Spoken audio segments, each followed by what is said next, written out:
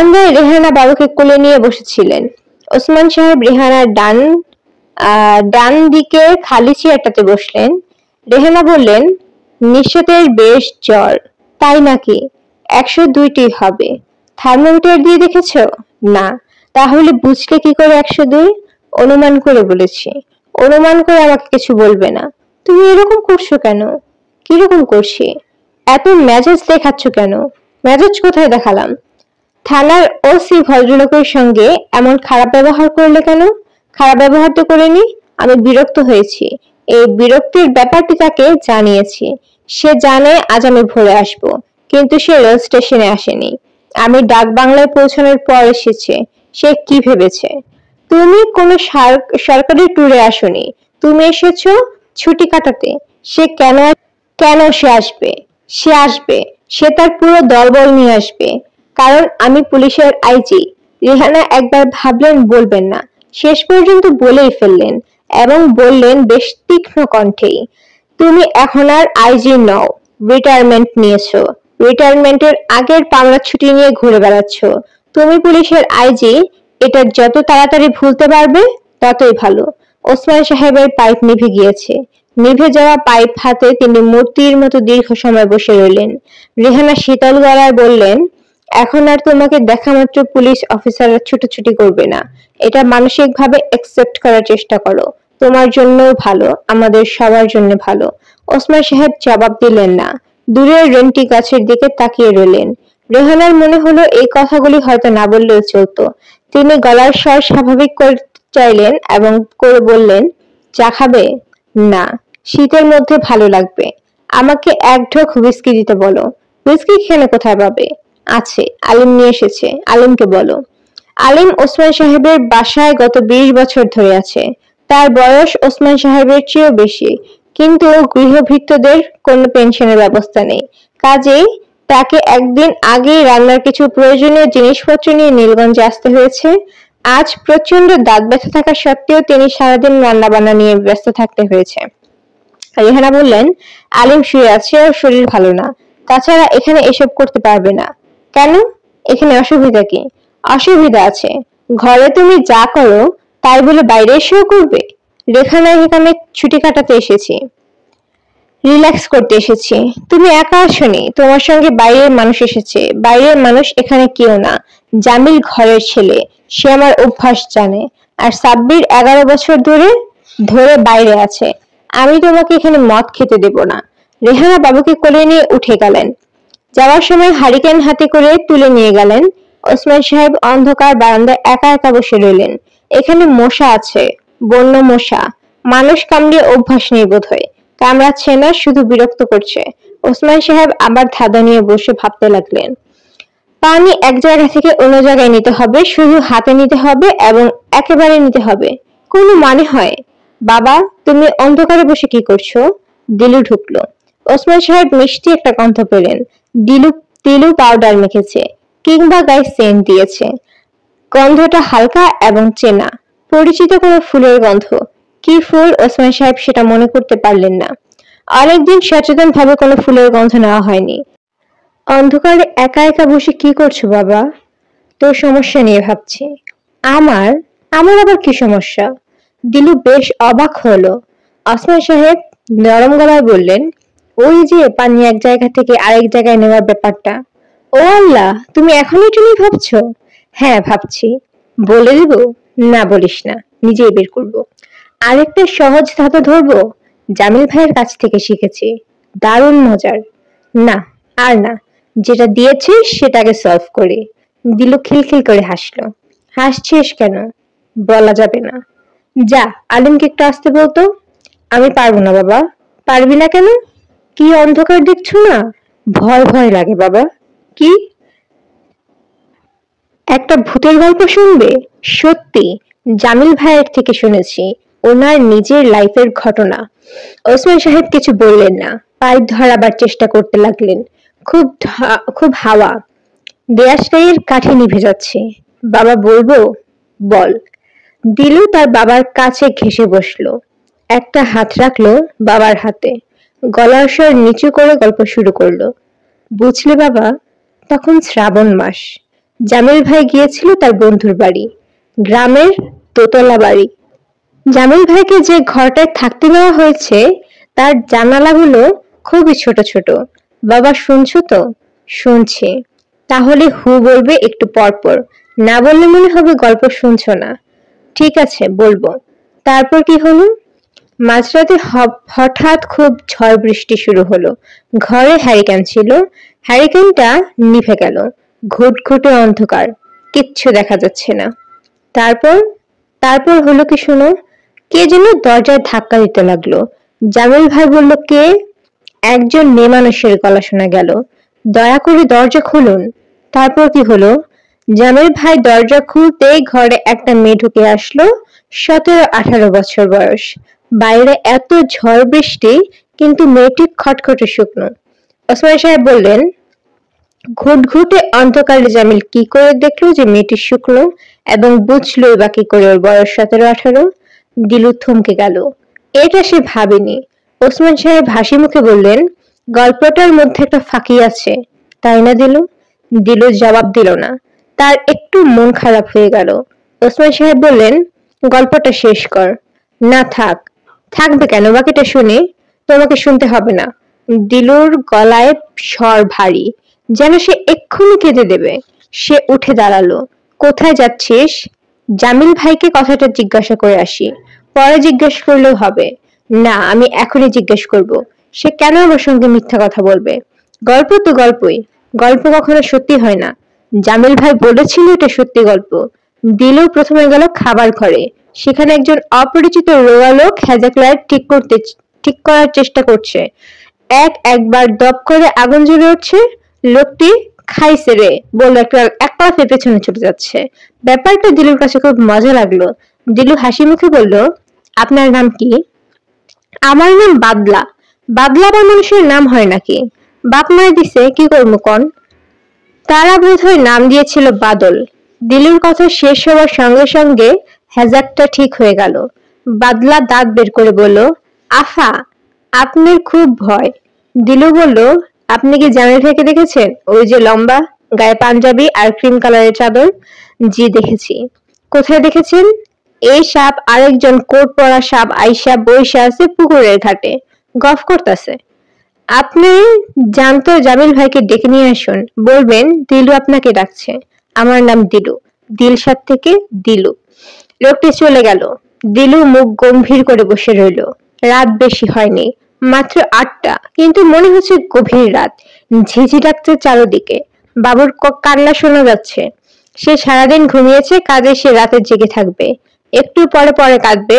মাকে কোলে নিয়ে হাঁটাহাঁটি করতে হবে।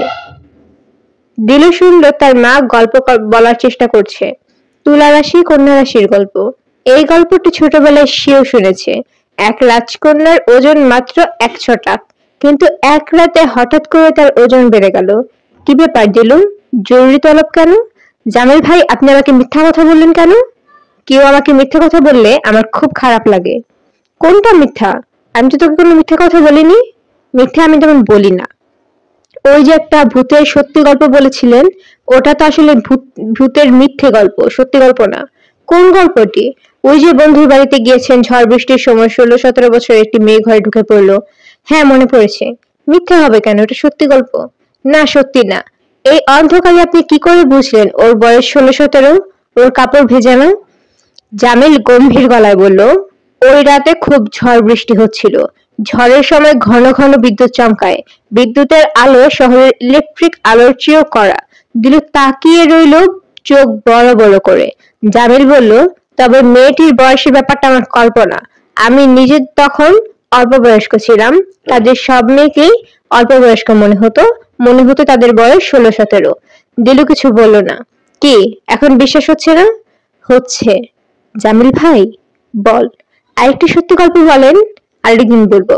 জামিল ভাই, আপনি কি আমার উপর রাগ করেছেন? না, রাগ করবো কেন? দিলু দিলু হঠাৎ করে ঘর ছেড়ে চলে গেল।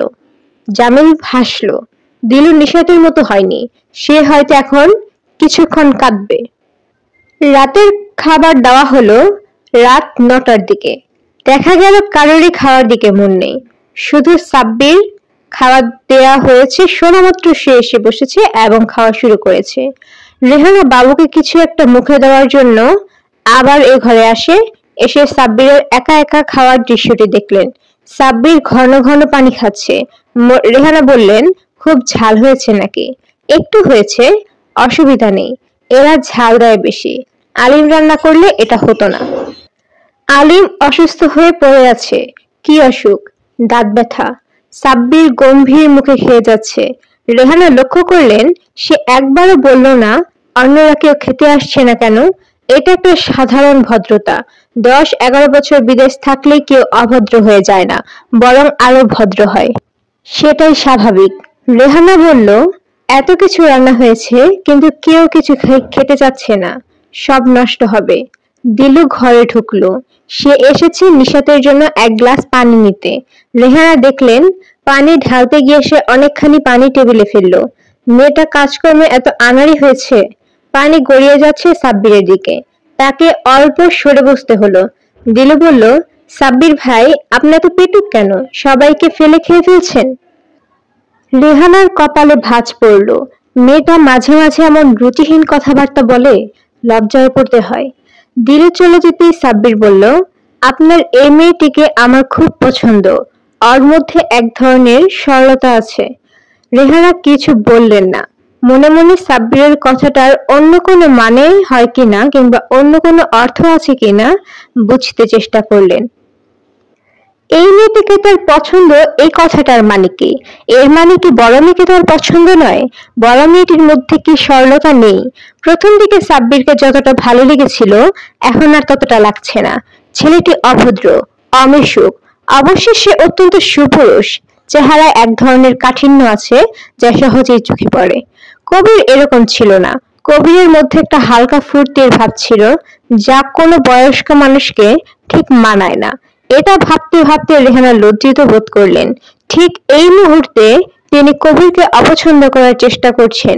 এটা অন্যায়। কবিরকে অপছন্দ করার উপায় নেই। সে এ বাড়ির সবাইকে মন্ত্রমুগ্ধ করে রেখেছিল। ওসমান সাহেব, যিনি পৃথিবীর কোনো কথার প্রায় বিশ্বাস করে না, তিনি পর্যন্ত কবিরের প্রতিটি কথা বিশ্বাস করেছেন। একবার কবির এসে বলল, খবর শুনেছেন নাকি? মালয়েশিয়ায় একটা মৎস্যকন্যা ধরা পড়েছে। কি ধরা পড়েছে? মৎস্যকন্যা, মারমেইড। মালয়েশিয়ার ন্যাশনাল পত্রিকায় বিরাট ছবি চাপা হয়েছে। হুলস্থুল কাণ্ড। বলো কি? অন্য কেউ এ কথা বলে ওসমান সাহেব সঙ্গে সঙ্গে তাকে ধরাশায়ী করে ফেলতেন। কবির বলে সেরকম কিছুই হলো না। তার মুখ দেখে মনে হলো তিনি বিশ্বাস করেছেন, আবার অবিশ্বাসও করছেন না। রাতে শোবার সময় গম্ভীর মুখে স্ত্রীকে বললেন, দুনিয়ার কত অদ্ভুত জিনিসই না হয়। রেহানা বললেন, জামাইয়ের কথা কি কোনো ঠিক আছে? তুমি এটা বিশ্বাস করে আছো? ওসমান সাহেব রেগে গিয়ে বললেন, কোন কথাটা এ পর্যন্ত সে মিথ্যা কথা বলেছে শুনি? ওসমান সাহেব কবিরের কোনো বদনাম সহ্য করতে পারতেন না, এখনো পারে না। যে লোক জীবনের কোনোদিন নামাজ রোজা করেছে বলে রেহানার মনে পড়ে না, সেই লোক দেখা যায় 21শে আগস্ট একটা জায়নামাজ টেনে বের করে এবং গভীর রাত পর্যন্ত টুপি মাথায় বসে থাকেন। অপরিচিত এই পোশাকে তাকে অদ্ভুত দেখায়। 21শে আগস্ট, কবিরের মৃত্যুদিন। পানি আনতে এতক্ষণ লাগলো? দিলু পানি আনতে দেরি করেনি, গিয়েছে আর নিয়ে এসেছে। নিশাত আজ অকারণে রাগ করছে। দিলু বলল, নাও পানি নাও। লাগবে না, যা, তৃষ্ণা মরে গেছে। এটা কেমন কথা? তৃষ্ণা কি কখনো মরে যায়? তৃষ্ণা থাকেই, সময়ের সঙ্গে সঙ্গে বাড়তে থাকে। দিলু নরম স্বরে বলল, আপা খেয়ে নাও প্লিজ, তুমি শুধু শুধু রাগ করছো। নিশাত পানির গ্লাস হাতে নিল। তুমি রাতেও কিছু খাবে না? না। কেন? দেখছিস না আমার শরীর ভালো না? মাথা টিপে দেব? না লাগবে না, তুই এখন যা। অন্ধকারে একা বসে থাকবে? আমিও সঙ্গে থাকি। দিলু খাটের উপর পা উঠিয়ে বসলো। অন্ধকারে পা নামিয়ে বসতে তার ভালো লাগে না। সবসময় মনে হয় কেউ একজন খাটের নিচে চুপি চুপি এসে পা চেপে ধরবে। আপা একটা ভূতের গল্প শুনবে? নিশাত জবাব দিল না। সত্যি গল্প, জামিল ভাইয়ের নিজের জীবনের গল্প। নিশাত তবু চুপ করে রইল। এই গল্প শুনলে তুমি আর একা একা অন্ধকারে বসে থাকতে পারবে না, এবং রাতেও ঘুম আসবে না। এত ভয়ের গল্প শুনতে চাই না, থাক। মাথা ঘোরার মধ্যে গল্প শুনতে ভালো লাগে না। আপা তোমার চুল টেনে দিই? দে, আস্তে আস্তে টানবি। দিলু নিশাতের কপালে হাত দিয়ে চমকালো। গায়ে জ্বর, বেশ জ্বর। এতটা জ্বর তা বোঝা যায়নি। আপা তোমার গা তো খুব গরম।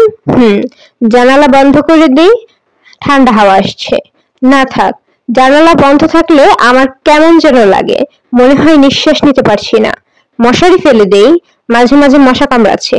দিলু হালকা স্বরে বলল, জানো আপা, আমি কখনো মশারি করি না। তাই নাকি?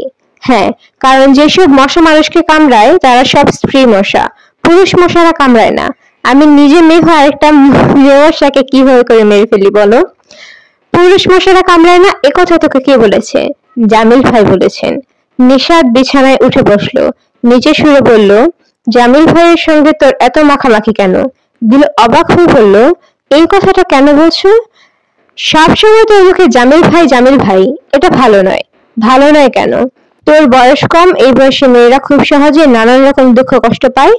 নিশাত চুপ করে রইল। দিলু বলল, পরিষ্কার করে বলো আপা। নিশাত কঠিন স্বরে বলল, তোর মতো বয়সী মেয়েরা খুব সহজে মুগ্ধ হয়, দুঃখ কষ্ট আসে সেজন্যই। আমি তোমার কথা কিছু বুঝতে পারছি না। আমার মনে হয় তুই ঠিকই বুঝেছিস। আমার যখন তোর মতো বয়স ছিল তখন আমিও সবকিছুই বুঝতাম। তুই জামিল ভাইয়ের সঙ্গে বেশি মিশবি না। কেন, সে কি খারাপ লোক? না, সে খারাপ লোক না, ভালো মানুষ, বেশ ভালো মানুষ। সেজন্যই ভয়। একসময় তুই তাকে ভালোবাসতে শুরু করবি, সেটা তোর জন্য হবে খুব দুঃখের ব্যাপার। দিলু দীর্ঘ সময় কোনো কথাবার্তা বলল না। নিশাতের মাথায় হাত বুলিয়ে দিতে লাগলো। অন্ধকারে কিছুই বোঝা যাচ্ছে না, কিন্তু নিশাতের মনে হলো দিলু কাঁদছে। তুই কাঁদছিস নাকি? দিলু উত্তর দিল না, সে নিঃশব্দে উঠে দাঁড়ালো। চলে যাচ্ছিস? দিলু সে কথারও কোনো জবাব দিল না। নিশাতের মনে হলো দিলুকে এসব কথা বলার প্রয়োজন ছিল না, কিন্তু এখন আর মনে হয়ে লাভ কি? যা বলা হয়ে গেছে তা আর ফেরানোর কোনো উপায় নেই। হারিকেন হাতে রেহানা ঢুকলো। তার কোলে ঘুমন্ত বাবু। তিনি বাবুকে বিছানায় শুইয়ে দিতে গেলেন। নিশাত বলল, ওকে তোমার কাছে রাখো মা, আমি আজ এই ঘরে একা শুবো। কেন একা শুবি কেন?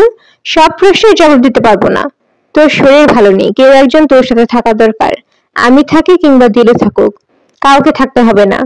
রেহানা একটি কঠিন কথা বলতে গিয়েও বলতে পারলেন না। শেষ মুহূর্তে নিজেকে সামলে নিলেন, সম্পূর্ণ অন্য একটি প্রসঙ্গ তুললেন। রাতে কি খাবি? কিছু খাবো না। খাবি না কেন? তোর রাগটা আসলে কার উপর ঠিক করে বলতো? আমার কারোর উপরে কোনো রাগ নেই। শরীর ভালো নেই, তুই খাবো না। ঠিক আছে। রেহানা চলে যাচ্ছিলেন, নিশাত বলল, দিলুকে একটু পাঠিয়ে দিও তো মা। দিলু আসবে না। তুই ওকে কি যেন বলেছিস? দিলু কাঁদছে। কাদার মতো আমি তাকে কিছু বলিনি। রেহানা শীতল স্বরে বলল, তোর কোনো কথাবার্তা সরি তোর কথাবার্তা শুনে আমারই কাঁদতে ইচ্ছে হয়, আর ও তো বাচ্চা মেয়ে। ও বাচ্চা মেয়ে নয়, এই বয়সে মেয়েরা বাচ্চা থাকে না। সবাই তোর মতো নয়, কেউ কেউ বাচ্চা থাকে। এ কথার মানে কি মা? মানে টানে কিছু নেই। তুই নিজের দিকে তাকিয়ে দেখ নিশাত, যার দুঃখে আজ এরকম করছিস তার সঙ্গে তোর আচার ব্যবহার কেমন ছিল? তার মানে কটা দিন তুই কবিরের সঙ্গে হাসি মুখে কথা বলেছিস? মানুষ সব সময় হাসি মুখে থাকতে পারে না। তা পারে না, কিন্তু তুই ভালো মতো ভেবে দেখ কবিরের সঙ্গে তোর ব্যবহারটা কেমন ছিল। তুমি যাও তো মা। নিশাত অন্ধকারে হাতড়ে হাতড়ে দরজার ছিটকিনি লাগালো। দরজার পিঠে দাঁড়িয়ে রইল দীর্ঘ সময়। বাবু ঘুম ভেঙে কাঁদতে শুরু করেছে। মার কাছে যাব, মার কাছে যাব। রেহানা তাকে সামলাবার চেষ্টা করছেন। নিশাত শুনলো মা বলছে, কেন যে মরতে এখানে এলাম। নিশাতের চোখ জ্বালা করছে। আজকাল তার চোখে আর জল আসে না, চোখ জ্বালা করে। মা একটু আগে যা বলে গেলেন সেটা কি ঠিক? মা কি ইঙ্গিত করতে চেষ্টা করেছেন না যে এখন যা করছে তা করার কোনো অধিকার নেই? মা একটা মোটা দাগের ইঙ্গিত করেছেন, স্থূল ধরনের কথা বলেছেন। সবার স্বভাব একরকম নয়। সব মেয়েরাই তাদের স্বামীকে নিয়ে আহ্লাদ করে না। কেউ কেউ গম্ভীর স্বভাবের থাকে, সহজে উচ্ছ্বসিত হয় না। তাছাড়া কবিরের মধ্যে কি সত্যি সত্যি উচ্ছ্বসিত হওয়ার মতো কিছু ছিল? সে ছেলে ভালো, এতে কোনো সন্দেহ নেই। আমাদের ছেলে হইচই করতো, প্রচুর মিথ্যে কথা বলতো, টিভির প্রতিটি বাংলা সিনেমা গভীর আগ্রহ নিয়ে দেখতো, এবং শেষ হওয়া মাত্র বলতো, শালা সময়টাই মাটি। আগে জানলে কি বসে থাকতো? কবির এমন একটি ছেলে ছিল যে পৃথিবীর যে কোনো মেয়েকে বিয়ে করেই সুখী হতো। এই সব ছেলেদের সুখী হওয়ার ক্ষমতা অসাধারণ। এরা হয় সুখী স্বামী, সুখী বাবা, এবং বুড়ো বয়সে একজন সুখী দাদা। সূক্ষ্ম রুচির মানুষ এত সহজে সুখী হয় না। সংসারের দুঃখ হবার মতো উপকরণ ছড়াতে সরি সংসারে সুখী হওয়ার মতো উপকরণ ছড়ানো নেই। বাবা খুব কাঁদছে। নিশাত দরজা খুলে বের হলো।